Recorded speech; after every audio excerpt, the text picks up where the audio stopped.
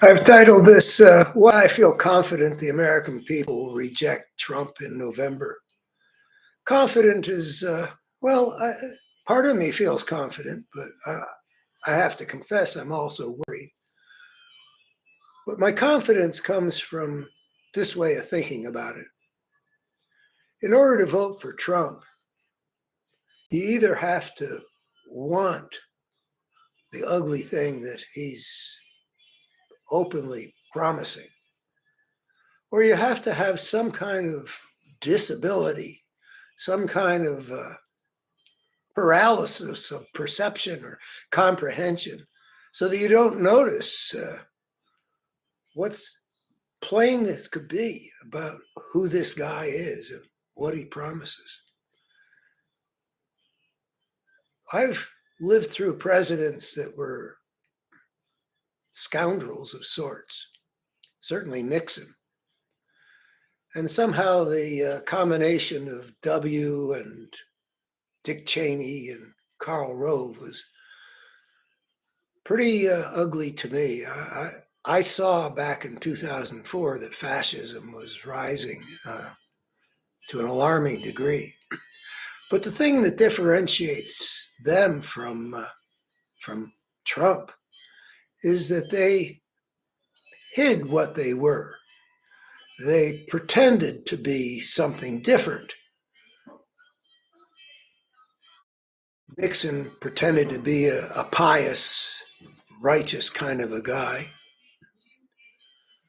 W's presidency pretended to be devoted to protecting the United States against terrorism, when they were really just using the war on terror for ugly political purposes.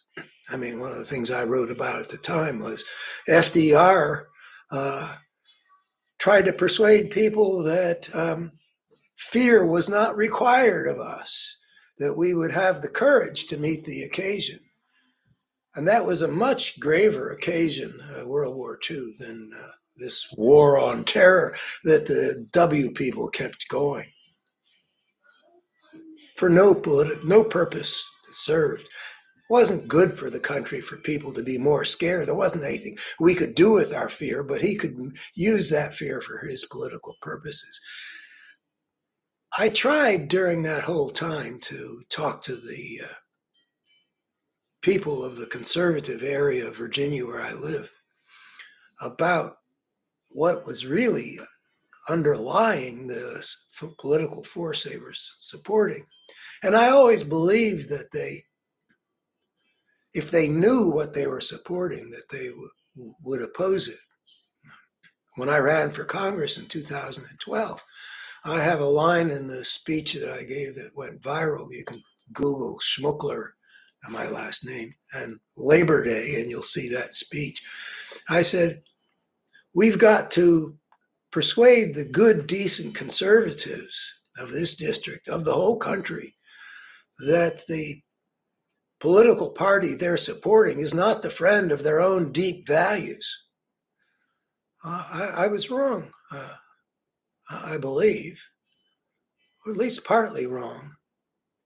I thought that it would be possible to show them, and it turns out that they're willing to continue to support, even when the political party that gave us W and the war on terror has devolved still further into the party of Trump,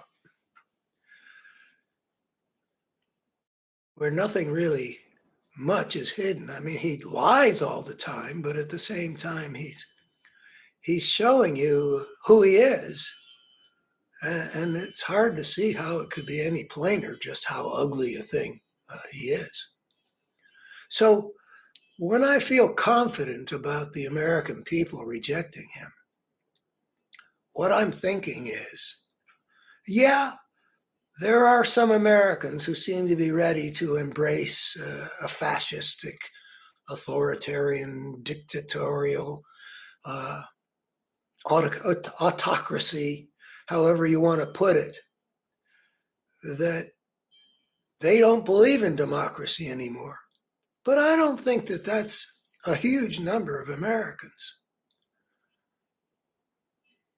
And then to them, you could add people who, for reasons that have never been really quite clear to me how it works, but there are intelligent people who seem to genuinely believe things that are obviously untrue, and to fail to perceive what is obviously true. And I just don't think that if you add up the people who are really ready to embrace fascism and the people who cannot see what's obvious right in front of their eyes, you don't get to enough to win the election. I mean, even with the ways that the electoral college is tilted toward the red side of the equation. I mean, you look at the map at the end of each election, even when the Democrats have won a national election, if you look at the map, it's almost all red except for these blue areas, like in Virginia where I live, Northern Virginia and Hampton Roads and Richmond are blue and the rest is red. But we don't vote acre by acre. And even though the Electoral College, like the Senate, is tilted toward those people, I don't think it's going to be enough. On the other hand, I have to admit that when I've made mistakes about where things are heading, it's been in the direction of having too favorable an estimation of the American people. I really believed in 2016 that when the Republicans nominated Trump, because 40% of the Republican base wanted him, in the primaries, I really believed that much of the rest of the 60% would say, we're not going that far. We're not going to go to this guy. He's just too contrary to the things we believe in. And I thought I knew what they believed in because I did 10 years of talk radio here in the Shenandoah Valley.